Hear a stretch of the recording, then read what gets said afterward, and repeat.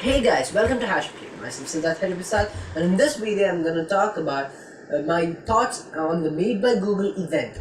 Google's future plans and the new Google devices launched at the event held at New York on the 9th of October, about which I've talked in detail in the previous two videos, to which you can find the links here or in the descriptions.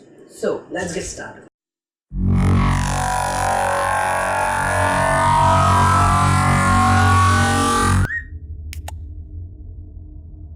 The Google event saw major changes from last year. The most noticeable was that Google didn't even mention the word Android in the whole event even once. This is strange, as last year we saw Google marketing the Pixel 2 and the 2 XL by saying that it will be first devices to get Android updates and security patches. But this year, Google was more focused on the promotion of their subscription services like YouTube Music and YouTube TV and YouTube Premium, etc. instead. Some people suggest that Google is moving towards the ecosystem style marketing and sales similar to that of Apple and Amazon, which is kind of true, as we see Google bringing forward more and more subscription services other than those from YouTube, related to YouTube, and some being like the Google One subscription service instead of the Google Drive, etc.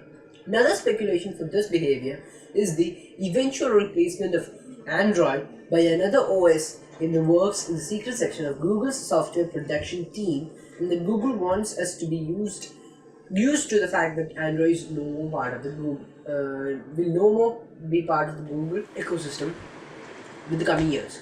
This new OS is supposed to be called Fuchsia OS, whatever, and is bound to be a platform-independent OS. That is, it can be used on mobile devices like smartphones, tablets, and also on laptops and desktops. Some even say that it will also be available on wearables and IoT devices. Another hint towards this was found in the Google Slate's Chrome OS, which Google claimed to be more touch-friendly and mobile.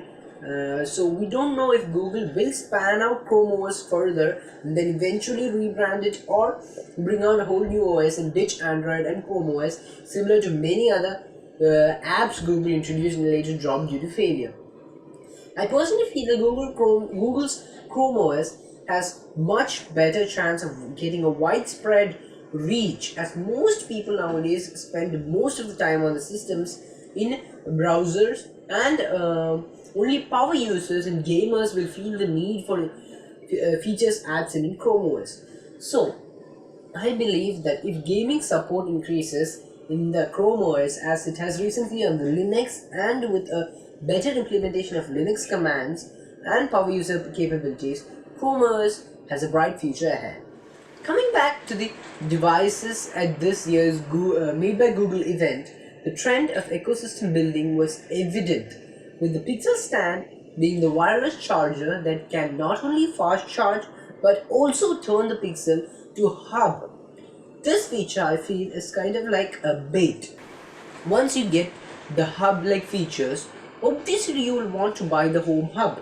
And once you get used to the smart speakers and the whole home view thing, you'll want to get the Google Home or the Home Mini, and then the Max, and so on and so forth, and then the Nest devices and so on and so forth.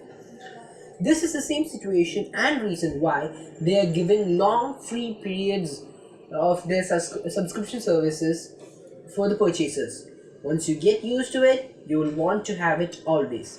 All three of the companies, that is Google, Amazon and Apple, are spreading their technologies like drugs, with the ideology being that give them a little for free, and once they know the taste of it, they'll come back for more. But one good thing we are seeing more with Google is that even though their hardware is pricey, their subscription services seem to be pretty reasonably priced compared to Apple. But this too could be a marketing trick, so that they get more people into the ecosystem and then increase the prices slowly. But we have to wait and see how that turns out. Talking about turning out, the Pixel 3 and the 3 XL seems to have turned out pretty well, as Google has managed to deliver a better camera experience than the great one last time on Pixel 2 and the 2 XL, and still with only one camera at the back. The camera quality of the Pixel is undoubtedly the best in the industry. But recently, people have experienced issues where the phone won't save certain shots. This may not affect people who take more than one shot for safety in general, but it will certainly affect those who take one shot of their pics. There have been many reports of this issue in the Google forum and on many other sites. And as of the making of this video, Google hasn't acknowledged it yet, though Google is prompt in acknowledging such issues. Also, this issue has been tracked back to the Nexus days, so a fix is kinda doubtful. But some clever and enthusiastic techies have found out that this could be due to the Android doze feature that enables for better performance. As for most of the people, this issue was solved by disabling the Android doze feature. This is primarily because the issue most occurred when the camera app was exited or the device was logged soon after the capture of the image, and this might be causing the Android doze to stop the processes running to save the image in order to save battery. Coming to the Pixel Slate though, I believe that it has great potential and that it will surely receive widespread adoption, especially in the students and schools environment, as it is easy as Chrome OS to use, and it now supports touch along with most of the Android apps. Though Google didn't say Android apps and instead said apps supported by Chrome OS, we know that it's mostly Android apps. Also, the support for Pixelbook Pen is a huge bonus, as this will help for better note-taking and artistic uses. The biggest bonus for the Slate, however, is the lack of great tablets in the Android section, and the general low performance of Android on tablets, and the alternatives being iPads, which are mostly way too costly for most of the people, and the Fire tablets that frankly is not that very different from or more useful than Android tablets. Another huge advantage is the ability of Slate to become a complete desktop experience with USB Type-C and the support for 4K output. Not that this wasn't shot at by the Samsung Galaxy Tab S4, but Slate has more chance of success with its predominantly desktop and rather laptop-oriented Chrome OS. Thus, I've come to the following conclusions about the Google hardware devices. Number 1. If you want the latest of the Android experience and love the stock Android and love smartphone photography, and you don't mind spending a bit more for those features, go ahead, get the 3 or the 3 XL. And if you hate the notch, however, and like a smaller device, go for the Pixel 3. Get the Pixel stand only if you absolutely need hub features on your device but can't afford the Google Hub, then go for it. Or if you want a wireless charger anyways with a new Pixel and don't mind shelling a few more bucks for the smartness and the permission to watch a video in landscape mode while charging fast wirelessly and at a good angle. Number 2.